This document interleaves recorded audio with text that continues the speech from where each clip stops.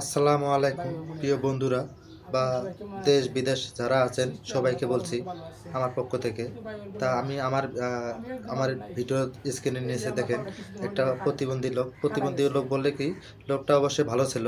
তো লোকটার ফ্যামিলিগত খুবই সমস্যা। তার একটি মা আছে, মাটা খুবই বৃদ্ধ, অনেক বয়স্ক এবং গ্রাম অঞ্চলে ভিক্ষা করে, বুঝছেন। আর লোকটার বাচ্চা ছিল 3 জন। আর দ্বিতীয়ত কথা হলো লোকটার যে বউ ছিল, বউটা আরেকজনের সঙ্গে সে চলে গেছে।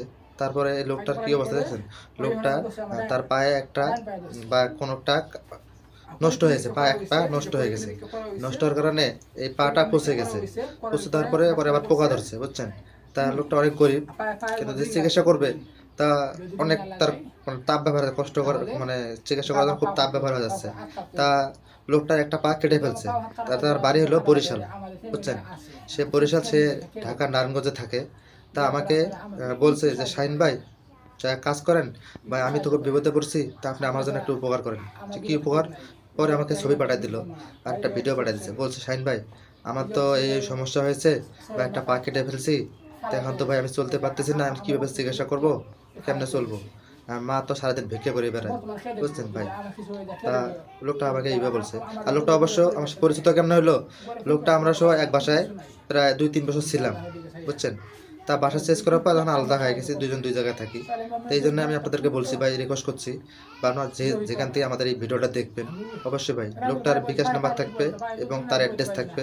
অবশ্যই যদি আমি আপনাদের কাছে কোনো মিথ্যা কথা বা কোনো কিছু বলে থাকি, প্রতারিত করি, তা আপনি এই নাম্বারে যোগাযোগ করলে এই লোকটাকে পাবেন।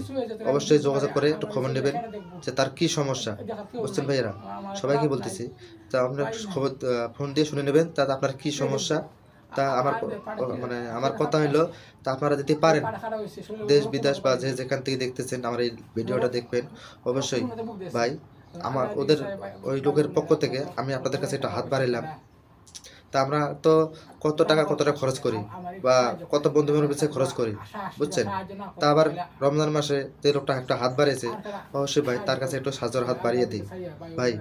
আমি বারবার বলছি আমাদের ভাই, বিশেষ অনুরোধ আপনারা একটু ওই লোকটার পিছে একটু সাহায্যের হাত বাড়িয়ে দিন, কারণ লোকটা অনেক অসহায়, বুঝছেন। লোকটা তো বর্তমান কাজ করতে পারবে না। তার ছেলে সন্তান আছে 3টি।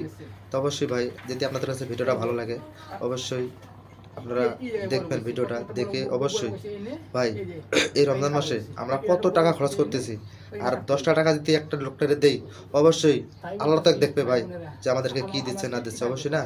তা যদি আপনাদের কাছে ভিডিওটা ভালো লাগে, অবশ্যই লাইক কমেন্ট শেয়ার করে সবাইকে দেখার সুযোগ করে দেবেন।